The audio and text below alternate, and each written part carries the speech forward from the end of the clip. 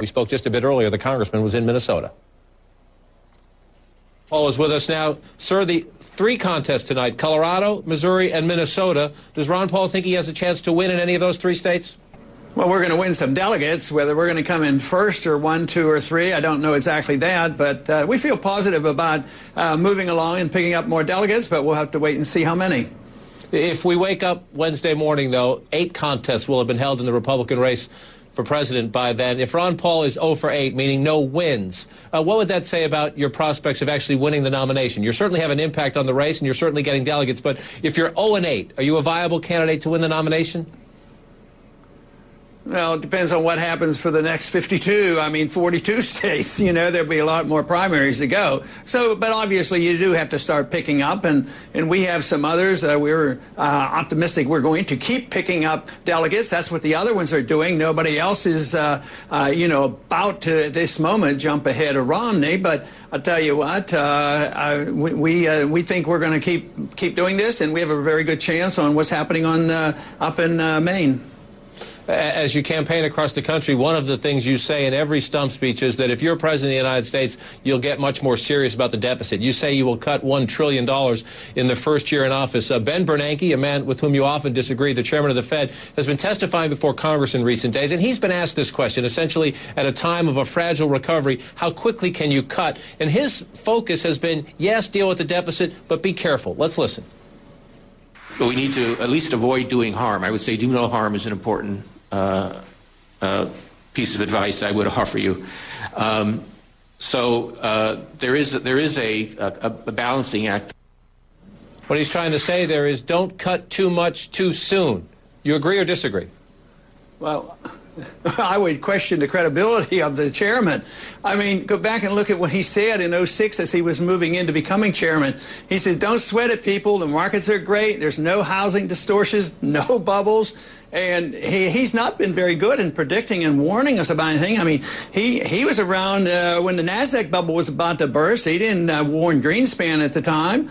So I would say that be careful in using him as your expert witness.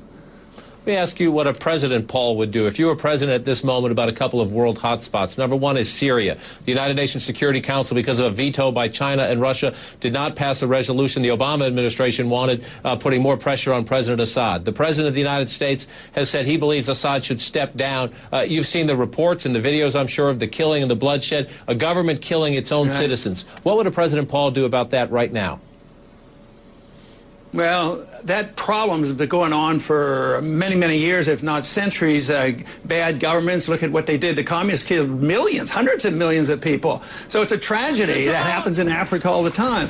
But I'm not representing those countries. As a congressman and as a president, I represent the United States.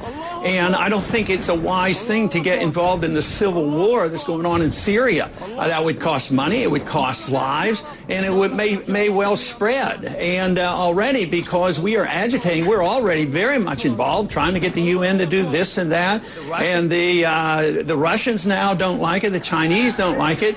So what should be a domestic civil war is now turning into an international crisis.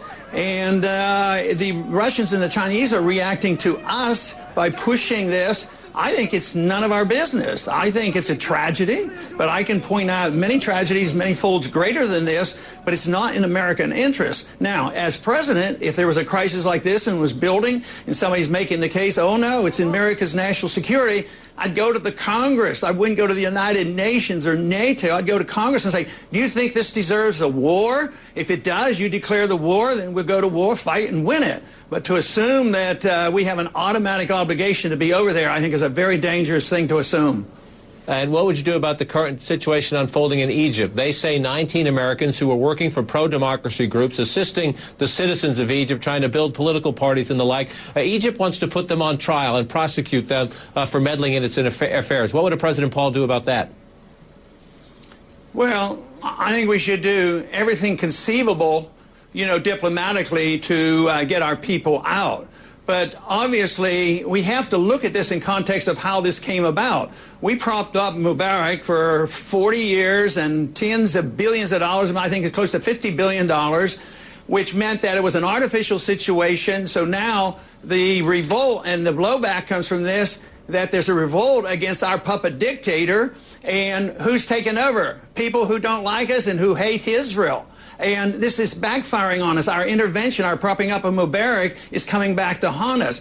But as far as the people he's holding, we should do everything conceivable diplomatically to get them out of there. Appreciate your insights on this important night. 3 states voting tonight. We'll check the results, and then, sir, we'll see you this weekend in Maine. Take care, sir. Thank you.